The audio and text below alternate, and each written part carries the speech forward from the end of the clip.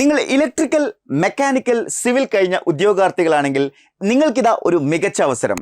Staff selection കമ്മീഷന്റെ junior engineer എന്ന് പറയുന്ന വളരെ പ്രസ്റ്റീജിയസ് ആയിട്ടുള്ള പോസ്റ്റിലേക്കുള്ള നോട്ടിഫിക്കേഷനുമായി ബന്ധപ്പെട്ടുള്ള ഒരു എക്സാം കലണ്ടർ വന്നിട്ടുണ്ട്. സോ നമുക്ക് ഡീറ്റെയിൽഡ് ആയിട്ട് നോക്കാം. Let's welcome to Entri technical YouTube channel. അപ്പോൾ ഇന്നത്തെ വീഡിയോയിൽ നമ്മൾ നോക്കാൻ പോകുന്നത് സ്റ്റാഫ് സെലക്ഷൻ കമ്മീഷന്റെ ജൂനിയർ എഞ്ചിനീയറിന്റെ നോട്ടിഫിക്കേഷനുമായി ബന്ധപ്പെട്ട അല്ലെങ്കിൽ അതുമായി ബന്ധപ്പെട്ട എക്സാം കലണ്ടറാണ് നമ്മൾ ഡിസ്കസ് ചെയ്യാൻ പോകുന്നത്. ശരിക്കും നിങ്ങൾ ആലോചിക്കുക, ഏതൊരു എക്സാമിനെ കുറിച്ചാണെങ്കിലും നമ്മളെ സംബന്ധിച്ചിടത്തോളം അതിൻ്റെ നോട്ടിഫിക്കേഷൻ എപ്പോൾ വരും, അതിൻ്റെ എക്സാം എപ്പോഴായിരിക്കും, ആ ഒരു എന്താ പറയുക കൃത്യമായിട്ടുള്ള ഇൻഫർമേഷൻ ഉണ്ടെങ്കിൽ നമ്മുടെ പഠനം എന്ന് പറയുന്നത് കൃത്യമായിട്ടുള്ള സിസ്റ്റമാറ്റിക് ആയിട്ടുള്ള സ്റ്റഡി പ്ലാനോട് കൂടി നമുക്ക് മുന്നോട്ട് പോകാൻ പറ്റും. എന്നാൽ പലപ്പോഴും PSCയുടെ കാര്യത്തിലാണെങ്കിലും ശരി, RRBയുടെ കാര്യത്തിലാണെങ്കിലും ശരി, അത് പ്രോപ്പറായിട്ട് ഫോളോ ചെയ്ത് പോകാറില്ല. എപ്പോഴെങ്കിലുമൊക്കെ നോട്ടിഫിക്കേഷൻ വരും, നോട്ടിഫിക്കേഷൻ വന്നാൽ നമ്മളങ്ങ് പഠിച്ചു തുടങ്ങും, പിന്നെ എക്സാം ഡേറ്റിന് വേണ്ടിയിട്ടുള്ള കാത്തിരിപ്പായിരിക്കും. അതാണ് സ്വാഭാവികമായിട്ട് സംഭവിക്കല്. എന്നാൽ ഇവിടെ സ്റ്റാഫ് സെലക്ഷൻ കമ്മീഷൻ അങ്ങനെയല്ല ചെയ്യാറുള്ളത്.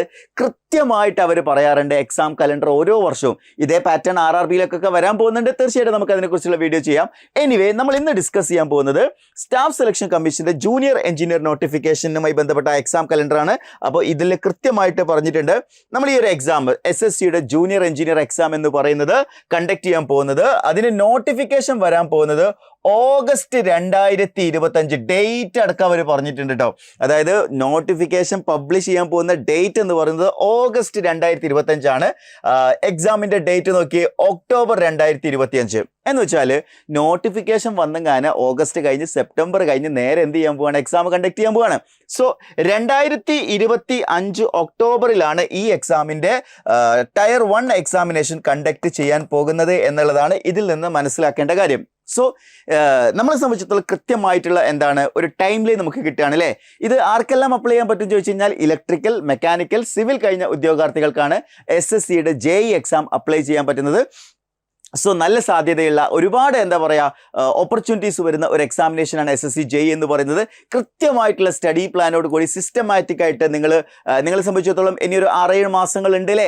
അതായത് അടുത്ത ഒക്ടോബർ വരെ 10 മാസത്തോളം ഉണ്ട്. 10 മാസത്തോളം നിങ്ങൾക്ക് സമയമുണ്ട്. ഡിസംബർ കണക്കാക്കുകയാണെങ്കിൽ 10 മാസത്തോളം സമയം വരുന്നുണ്ട്. സോ ഈ 10 മാസം കൃത്യമായ പ്ലാനിങ്ങോട് കൂടി പഠിക്കുകയാണെങ്കിൽ സെൻട്രൽ ഗവൺമെന്റിൽ ഈ SSC പോസ്റ്റിൽ ഒരുപാട് ഗ്ലാമറസ് ആയിട്ടുള്ള പോസ്റ്റുകൾ, എസ്പെഷ്യലി പറയുകയാണെങ്കിൽ മിലിറ്ററി എഞ്ചിനീയറിംഗ് സർവീസ് ഒക്കെ വൺ ഓഫ് ദ ബെസ്റ്റ് പോസ്റ്റാണെന്ന് വേണമെങ്കിൽ പറയാം. സോ അത്തരത്തിൽ ഒരുപാട് സാധ്യതകളുള്ള ഒരു പോസ്റ്റാണ് SSCയുടെ ജൂനിയർ എഞ്ചിനീയർ പോസ്റ്റ് എന്ന് പറയുന്നത്. സോ കൃത്യമായിട്ടുള്ള പ്ലാനിങ്ങോട് കൂടി നിങ്ങൾ ഇത് പഠിക്കുക.